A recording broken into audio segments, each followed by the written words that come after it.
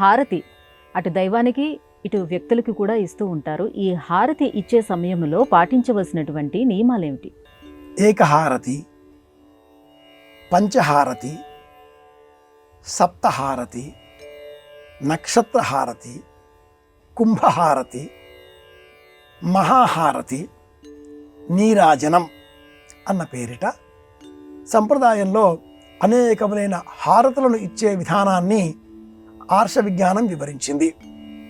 ఉత్తర భారతదేశంలో ఈ హారతులు సుప్రసిద్ధం. హరి ఓం శరణ్ అనే పేరు గల ఒక హిందీ సంగీత విద్వాంసుడు హరి ఓం శరణ్ అతడి పేరు. ఈ హారతులను ఎలా ఇవ్వాలి అనేటటువంటి ఒక ఉపన్యాసధారను కూడా తాను పలికినటువంటి హారతులకు పూర్వం చెప్పి ఉన్నాడు. హిందీలో చాలా ప్రసిద్ధమైన ఉపన్యాసం ఇది.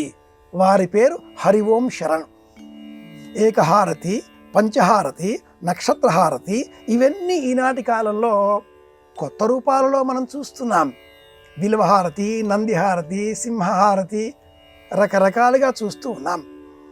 తిరుమలలో స్వామివారికి చిట్ట చివరన ఉత్సవంలో చేసేటటువంటి హారతి కుంభహారతి. ఆ హారతి తదుపరి పల్లకీ సేవను ప్రశాంతంగా నేలకు దించి అందరికీ దర్శనయోగ్యం కలిగిస్తారు. హారతి విషయంలో మనం గ్రహించే అంశం ఒకటి ఉంది. దైవం వేరు, మనిషి వేరు. పరమాత్ముడికి ఎప్పుడు మనం హారతి ఇచ్చినా నేతితో ఉండే దీపాలతో హారతిని ఇవ్వాలి. నీరాజనం అని పిలుస్తూ ఉంటాం మనం. పరమాత్ముడికి ఎప్పుడు మనం హారతి ఇచ్చినా ఆ హారతిలో వినియోగించేటటువంటి వస్తువు అవునై అయి ఉండాలి. మనుష్యులకు కూడా మనం హారతి ఇస్తూ ఉంటాం. దీపావళి, భోగిపళ్ళు చిన్నారి బాలబాలికలకు, దూర ప్రాంతాల నుంచి ఇంటికి తిరిగి వచ్చినటువంటి దంపతులకు, తీర్థయాత్రలు చేసి ఇంటికి వచ్చినటువంటి వారికి, వివాహం అనంతరం ఇంటికి వచ్చేటటువంటి నూతన దంపతులకు, వధూవరులకు, అనేక ఇతర శుభ సందర్భాలలో సత్యనారాయణ వ్రతం చేసుకున్న తర్వాత ఒడిబియ్యం నించుకున్న దంపతులకు కూడా హారతి ఇవ్వాలి. మనుషులకు ఇచ్చేటటువంటి ఈ హారతులలో నూనె వినియోగించాలి. మనుషులకు సంబంధించిన హారతి నూనెతో ఉండాలి. దేవుడికి అర్పించేటటువంటి హారతి నేతితో ఉండాలి.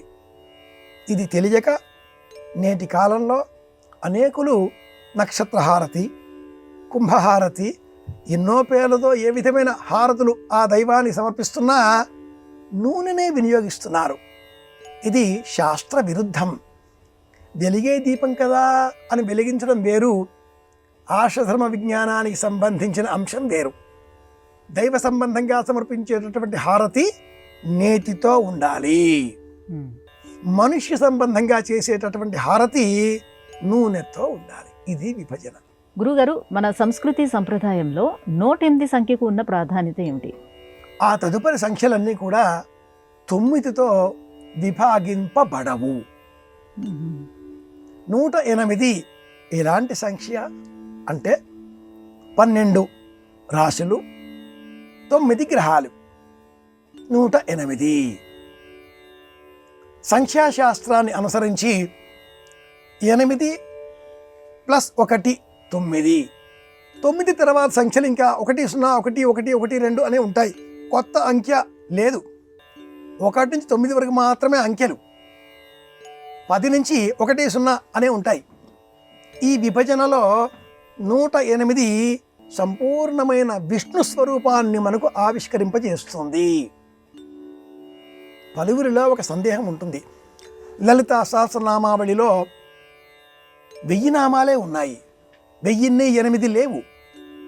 కానీ అష్టోత్తర శతనామావళి చెబుతున్నట్టు మట్టుకు 100 అని కాకుండా 108 అని ఉండడం విశేషం.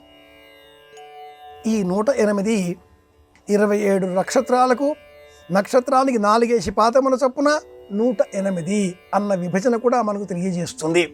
మహాభారతంలో ఉండే అక్షౌహిణి సంఖ్య, అలాగే అనేక వైదికపరమైన ఇతర సందర్భాలలో 108 అనే సంఖ్యకు చాలా గొప్ప ప్రాధాన్యతను సంఖ్యాశాస్త్రం, భారతీయ శాస్త్రం తెలియజేసింది.